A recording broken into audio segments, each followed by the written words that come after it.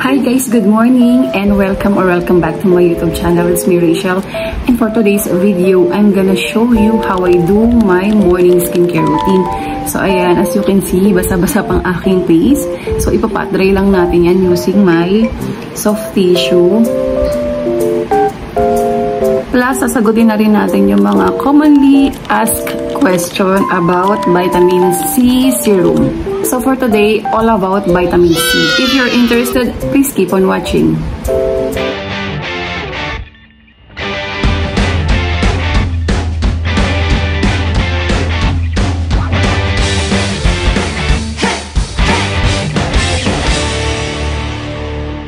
So now that it's clean and dry, it's time to put my toner on.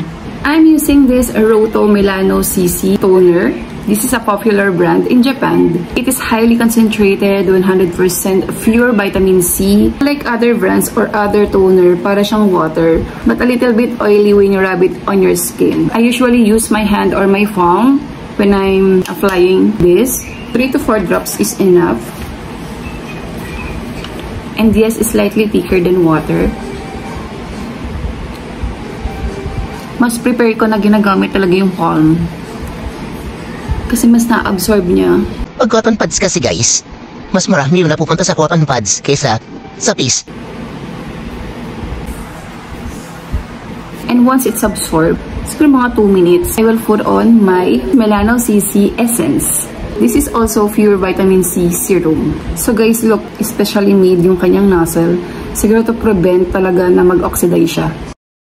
It has a unique packaging to prevent oxidation. As you can see, medyo runny siya, but a little bit oily. The scent is citrusy but very subtle. So as always, huwag natin kalimutan ang neck. Para pantay. So again, hayaan lang natin munang ma-absorb ng skin, ng serum, bago tayo mag-SPF. So now that it's dry, it's perfect to put on my sunscreen. I'm gonna be using this Skin Aqua Tone Up UV Essence with SPF 50 PA++++. So ito yung panlaban natin against UV rays.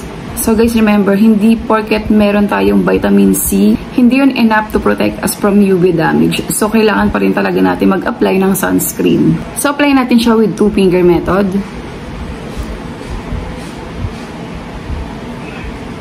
Slightly purplish siya.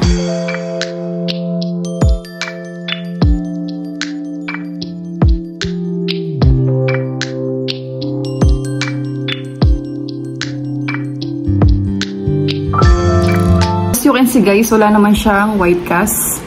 And medyo dewy yung kanyang effect. So see, perfect duo talaga ang vitamin C and SPF. Wow! After this, pwede naman mag-apply pa ng moisturizer. But for me, hindi na siguro. Usually kasi sa night routine, ang dami ko nang nilalagay na moisturizer. So for me, parang enough na. Or whenever I feel like dry or kulang na sa hydration yung skin ko, I apply moisturizer in the morning. Guys, itong tatlong to, isa lang may gawa sa kanila, ang Roto Pharmaceutical from Japan. These two guys, magti 3 weeks ko pa lang itong ginagamit. But I was surprised kasi meron na akong konti lang naman nakikitang improvement sa aking skin.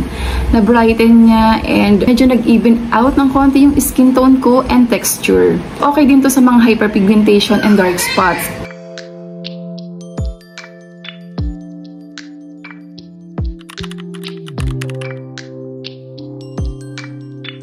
It is better to use in the morning because it is very powerful antioxidant and dinidepend nga tayo against free radical exposure. And it should be applied after cleansing and toning. Yes, of course, but make sure the vitamin C was completely absorbed. 2 minutes will do before applying the moisturizer.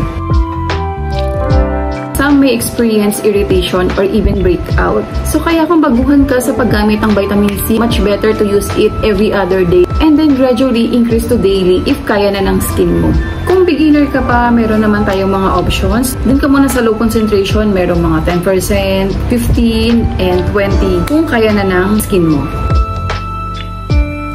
60 days kung consistent ang paggamit mo. However, within 2 weeks, pwede ka na makakita ng improvement. Just a little bit. Consistency is the key. Retinol and glycolic acid, both potent actives kasi ang mga yan. It may result irritation sa ating skin. It's too risky to use both. Dapat maging mindful tayo sa lahat ng mga ingredients na meron yung mga product na gagamitin natin. Pwede mo rin naman siyang i-alternate. I've been using retinol for the longest time and ginagamit ko siya every other day. Sa gabi nga lang. And then, sa umaga, yung vitamin C. But wala naman akong forging na na-experience. So, case-to-case basis ito ha. Hindi lahat ng okay sa akin okay sa inyo. And syempre, ugaliin din natin magbasa-basa ng mga ingredients na meron doon sa product. And if you have doubt, consult your dermatologist first. Just keep it in somewhere dark like cupboard and away from any direct sunlight. Like guys, madali kasi talaga mag-oxidize ang mga vitamin C. Sayang naman pag umabot tayo sa ganon, di ba? So kailangan ingatan natin. Tingnan natin kung saan natin sila ilalagay o i-store talaga na hindi sila ma-oxidize. And remember, dapat ang kulay niya is clear white to light champagne color. Kasi kung very cloudy na yan at dark color, naku, huwag nyo nang gagamitin. Probably, oxidize na yan. Huwag nyo nang gamitin, girl. Huwag na kayo manghinayang kasi it can cause irritation and worse, it can lead to skin damage. Of course, it's a very powerful antioxidant that works to stimulate collagen production in our skin. And it will defend us against free radical exposure. It can also improve our skin texture. And of course, yung pinaka-paborito ko dyan, nakaka-tight siya ng pores, nakaka-brighten siya ng complexion, and of course, fight fine lines. And guys, listen up. Ito yung pinaka-importante sa lahat. Vitamin C is not a replacement for protection. Please always wear your sunscreen to get even better sun protection. To simplify that, vitamin C and sunscreen go hand in hand to protect us against UV damage. And there you have it guys. If you like this video, please hit the thumbs up, share, and subscribe to my channel. And I hope you learned something new today. Enjoy your weekend and see you on my next one. Bye! Have you ever felt? Are you listening? Damn.